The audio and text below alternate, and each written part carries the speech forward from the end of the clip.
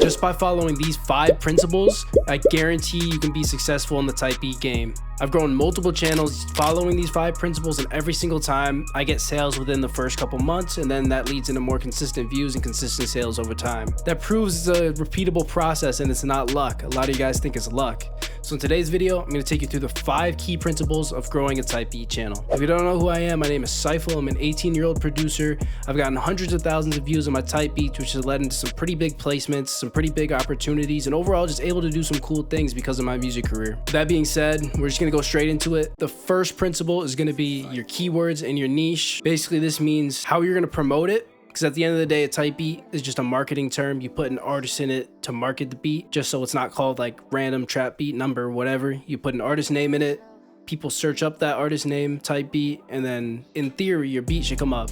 So how do you pick the right keyword or the right niche? Well, there really is no right or wrong answer. You have to do whatever you enjoy the most. Some people say stay away from the biggest artists because they're too saturated and whatnot, but I think that's bullshit. I actually used to be one of these believers as well, so I would start like super underground channels, underground niches, and I would get decent views sometimes, maybe 10K views, but nothing would get up into like the 100,000s or the millions. And that's because there's not a million people searching that up. But when you do something bigger, like my new channel that I just started, I'm gonna make a full video on it soon, there's way more room for growth because there's way more people searching up a bigger niche like that. So that's kind of the first false belief, is that people think there's certain niches that are oversaturated, but I'd actually recommend picking a bigger niche like that rather than a super underground one. One more thing to look out for in your niche is like, you gotta think about who's buying it.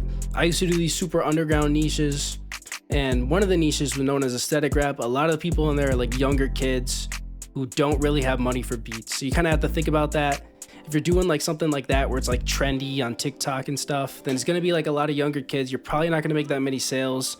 Another example will be Plug and B. I don't think it's as bad, but a lot of it's like SoundCloud rappers who aren't buying beats. So keep that in mind when picking your niche. Think about, obviously I'm not saying do a certain niche for money, but think about who you're gonna be selling to before you go into it, just so you're well prepared.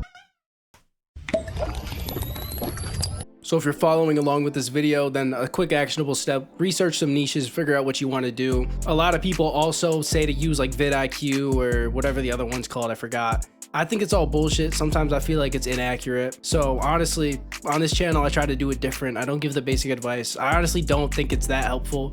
Just kind of look at it yourself, see, does this beat have a lot of views? Was it made within the last year or so? The second principle in a good type beat is a good thumbnail and title. The visuals are just as important as the beat itself, because people see the thumbnail and read the title before they actually click on the beat. For the most part, just kind of copy what's trending in your niche, what other people use in their thumbnails. Most of the time, it's going to be a picture of an artist, or it could be like a watch, a gun, something like that, or like a girl, that always gets views. But just copy what's trending. See what other people are doing. You don't have to do anything crazy. Some people will try to design their own graphics, and 9 times out of 10, that's the absolute worst thing you can do, because these kids don't know how to make graphics. They end up looking really shit, but some people could pull it off if they're a good graphic designer, but 9 times out of 10, again, I don't recommend it. So you need an eye-catching thumbnail. Could be pretty simple. You need a title to go along with the thumbnail. Sometimes, personally, I can't think of one, so I'll just name it whatever. But sometimes, for example, I have this beat here. It's called Cigarette, and then you look in the thumbnail, she's fucking smoking a cig. So it all kind of goes hand in hand. And then with the title, you also want to make it something very simple, usually just one word. Because a lot of the time, the rappers actually use that as inspiration. I've had multiple songs that rappers send back where they use the name of the beat in the song. The third principle of a good type beat is just simply good beats. You have to compare yourself to the top creators and make sure your beats are up to par with them. A main thing I look out for is the mix. A lot of people's mixes are lacking, and arrangement. You want like an interesting arrangement that's gonna hold the viewer's attention. The watch time on YouTube is very important. So if somebody listens to your beat all the way through, then chances are you're gonna get a lot of views. If your beat's shit, then people aren't gonna listen. Even if you have a good beat and the mix isn't hitting, a lot of people are also gonna click off. That's the most common mistake I've seen in beginner producers, or just producers who don't have big channels yet. Their mix just isn't hitting. It doesn't even have to be that crazy, like a super clean mix. Just don't be afraid to make stuff clip a little bit. Like if it has to hit really hard, then do that. Know how to use your master channel. Don't put the fucking limiter on if you're on FL Studio. That always makes it sound like shit unless you know how to actually use it. And in my personal experience, making your own loops also helps a lot. You get more control of the sound. I know a lot of people struggle with loops.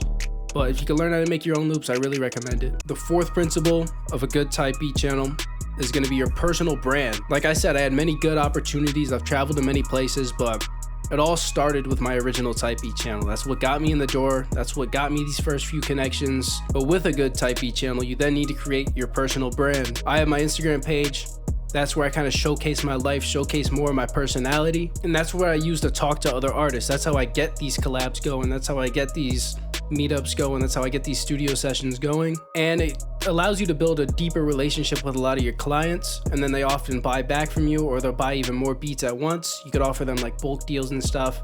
Then they usually end up spending more money with you. So personal brand is super important. I can make a whole video on that on itself. If you guys are interested in that, comment down below and I'll make it. But yeah, there's more than just a YouTube channel. I like to start with the type beat channel. I always say that's the best way to get in the door producing, but you then want to build your personal brand after that. After you get that first few followers from there, first few connections from there, you then can go to so much more through a personal brand. And the last thing, the final thing, but the most important thing, you've heard it a million times, consistency. And the reason you've heard it a million times is because I had to say it a million times. There's people that try for 2 weeks, they give up, then they complain in my comment section saying that it's bullshit, it's all luck. But I'll give you a new example. I just started this channel at the end of January, and I uploaded for over a month with barely any results. And I was honestly thinking about just taking a week off and maybe even calling it quits. I was like, oh, I'll try for one more week, you know, then I'll take a week off, see if anything pops off. But I kept uploading for one more week and things started to go crazy. Now, honestly, I feel like most people quit at that point where I was even considering it. But no, I just kept pushing through. You can't let the low views control you. And then things just start going up, and they really went up on this channel. I just started the channel, so it's still early on, but I went from 200 to 250 subs in less than a day. So things are going crazy. Even like a week ago, I had like 50 subs. So things are really growing super quickly.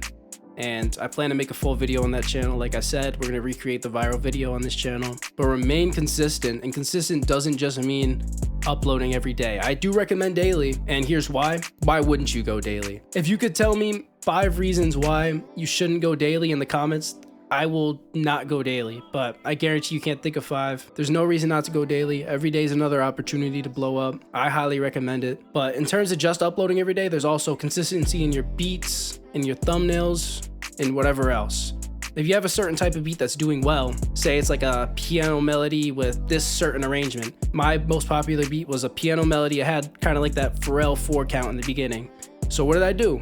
I made another beat with that similar arrangement, and it did pretty well for the channel's standards. It has like 8K views now. So that just shows consistency, super important. If people like one thing, you replicate it. So yeah, just to recap, your niche, your keywords, thumbnails in your title, your good quality beats, your personal brand, and consistency. With those 5 things, I guarantee your type beat channel will grow. If you guys need help and want to work with me one-on-one on growing your type beat channels, or learning how to make beats, or anything else related to your producer career, click the first link in the description below. Click here to watch another video, and I'll see you guys in the next one.